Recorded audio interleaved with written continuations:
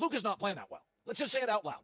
He's not in great shape, never been a good defender, looks a little soft, 1 for 9 last night on shooting threes, and everybody sort of hedges their bet. We've all been doing this, myself included, for the last 2 years. We've all been doing this in the media. We just don't want to say, is LeBron like the second best player in the league? Nobody wants to say that, right? It's, hey, Jokic, Giannis. I have watched LeBron in the last week outplay Ant Edwards, Luka, Jokic, and Kyrie Irving. He has been the best player in the NBA in the last week. On every single night, is LeBron the best player in the league? No. On any given night, is LeBron the best player in the league? Yeah. His defense right now, it looks like he's 27. It's insane. His energy, better than Luka. His shooting right now, better than Luka. His on-ball defense, his scoring. LeBron at 40 years old has better consistent energy than any other Laker. Now, Austin Reeves is close. Austin plays hard all the time. But LeBron's fourth quarter energy, it doesn't even make sense. His on-ball defense right now, this is the best defense he's played in 8 years. He's a better defender at 40 than Luka is at 26. His energy, I'm telling you right now, is LeBron showing off? And I'll get to Steph in a second. It feels like Steph is kind of showing off to Jimmy Butler, like, listen, old man, And I feel when Tom Brady beat Mahomes at Arrowhead Stadium in the AFC Championship, and then he beat him in the Super Bowl, everybody by then was falling in love and sort of was saying it, like, Brady's old. Brady, not a lot left in the tank for old Tommy. Mahomes is the new king. And Brady beat him twice, in Arrowhead in overtime and in the Super Bowl. Tom Brady reminding you, yeah, it goes through me. And LeBron is reminding everybody right now, yeah, the West, for 10 years, the East went through me. 10, 12 years, however long he was over there. Now the West is going to go through me. So at minimum, and I understand that Luka got hurt, hadn't played for a long time. He's playing himself back into shape. Like, I get it. And he'll be a better shooter. His jumper right now is short consistently. That's like cardio. That's legs. His jumper's short. But at 40 years old, LeBron James last year at 39 years old, LeBron had 84 dunks. When Michael Jordan was 39, MJ had 21. 4 times the dunks of a guy known for dunks, Michael Jordan, at the same age.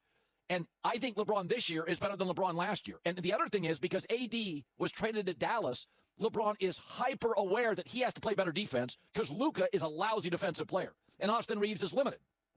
So LeBron is like, oh, you need me to do that too. All right. His defense is insane. So he's averaging 25, 8, and 9. That's not the part that's blowing me away. It's the energy and the defense. And, I feel like, and I've said this for years, I think the NBA playoffs should be a 3-game first round and then 5 games even through the finals. I think create urgency. I mean, March Madness, college basketball doesn't have much talent, and it gets tremendous ratings. Why? There's urgency. I mean, Cooper Flagg, take him off Duke. They got a couple of decent players. But a Duke game with Cooper Flagg against Xavier will get a better rating maybe than like the Western Conference or Eastern Conference finals, because it's like you have to watch. You got 2.5 hours. Somebody's out, could be Duke and Cooper Flagg. And so I think there needs to be no more urgency. And I also think in the NBA regular season, I'd cut it down to 68 games, start it 6 weeks later, get away from college and pro football, start playing Christmas. Start playing Christmas. Not your first TV game, start playing then.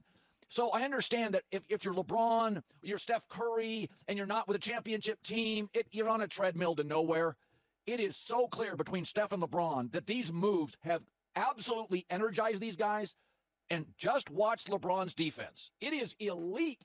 And he has outplayed Ant, Luka, Kyrie, and Jokic in the last week. He has been the best player on the floor. LeBron in February, 29.5 points, 10 rebounds, 7.5 assists, shooting 55% from the floor, 46% on three-pointers, and playing elite on-ball defense. At 40. At 39, he had 84 dunks. At 39, MJ had 21. Like, you're watching, this is unprecedented. We're always looking ahead. Don't. Just live in this moment. What you're watching doesn't make any sense. It's Brady in Tampa. It makes no sense that Brady was that year first, second best quarterback in the league. All right, so I want to give you an update. This according to Diana Rossini. The Rams are meeting with Matt Stafford at their facility in person today regarding the future. So the Raiders and the Giants, and I think the Raiders are in play here, have discussed a 2-year contract that includes 90 to 100 million guaranteed. And a decision is expected soon. So I was thinking about this. I think if it's only 2 years and the Raiders are not giving you a third, then I would stay with the Rams and take less. If the Rams can get you to 75, 80, 85, I would take that over 100 on a 2-year deal if they're both offering 2 years. Raiders go to a third year, $45 million, no state tax, I'd probably consider that. But it's really interesting. And what I'm about to say you'll think it's ridiculous initially, but just think about this. The Rams are not far off from winning a Super Bowl. They're really close. They were driving to beat Philly in a snowstorm, and that defense got better every other week. And they're all coming back, and they're super talented.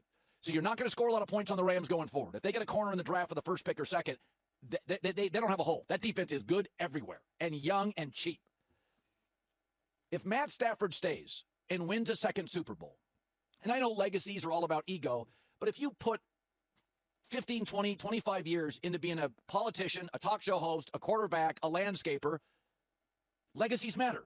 You want to be remembered fondly, not just as a husband and as a dad, but what did you do professionally in your community? If he wins a second Super Bowl, that's the same as Elway, Peyton Manning, and Big Ben. But it's more than Aaron Rodgers, Steve Young, and Favre. And I've said this for years. Matt Stafford was better in high school than Aaron Rodgers, much better in college, better his first 4 years in the NFL, and much better now in his last 3. Now, there were 10 years where he was in dysfunctional Detroit and put up a lot of stats, but didn't get much to the playoffs and do much. And meanwhile, Aaron Rodgers was in Green Bay, highly functional, great draft and develop organization, good coaching, and had a better middle of 10 years. But if you had to put Aaron in Detroit and Matt in Green Bay, I think he has more than one ring. But my take is legacy matters. If Stafford wins a second Super Bowl, that means he would go 4-0 in the playoffs in the Super Bowl.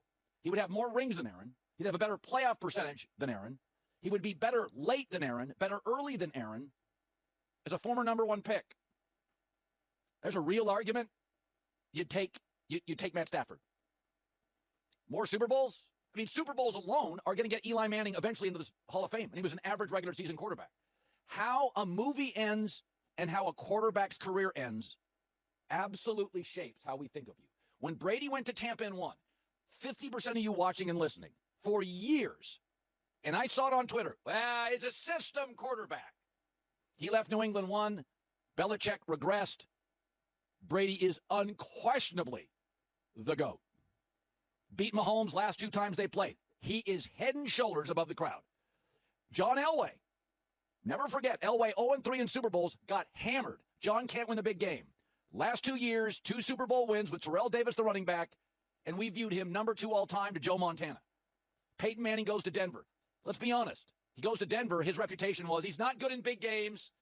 1 Super Bowl. Brady owns him. All of a sudden, he beat Brady in a playoff game or 2, wins in Denver, and now that Brady Manning thing is like, Peyton kind of got the best of him the last couple of years. If Matt Stafford stays in LA, you're not getting a ring with Las Vegas. You're not getting a ring with the Giants. It makes those franchises respectable and probably winning franchises very quickly. Matt Stafford has a chance to get to another level.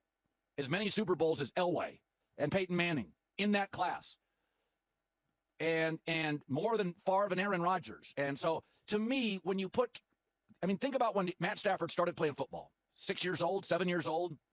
He's 38 years old. He has given 30 years of his life to football. Number 1 high school player, number 1 pick out of Georgia, had to endure a lot of nonsense in Detroit. The idea that if he could get another Super Bowl in the next 2 years with the Rams, and a lot of people would look at him, and there's an argument, he's better than Steve Young, Aaron Rodgers, maybe Favre, that'd be hard for me to walk away from. I know it's just legacy, and a lot of people think that's vanity. I don't care if you're a mailman, a quarterback, a politician, a landscaper, a lawyer. It matters. You want to be remembered for committing to something. And when you've been doing it at a high level, like Stafford, you're going to whiz it away for money in Vegas? That'd be hard for me. So if the Raiders are not going to give you 3 years, I don't care if it's more money. I think the legacy matters too much to a guy that's totally been committed to football, sits in the pocket till the end, takes more shots than almost anybody in the league. I mean, that's the thing about Stafford and Aaron. Aaron didn't want to get hit anymore. I get it. Brady didn't want to get any hit anymore. Stafford sits there and gets hammered every Sunday. Some part of him is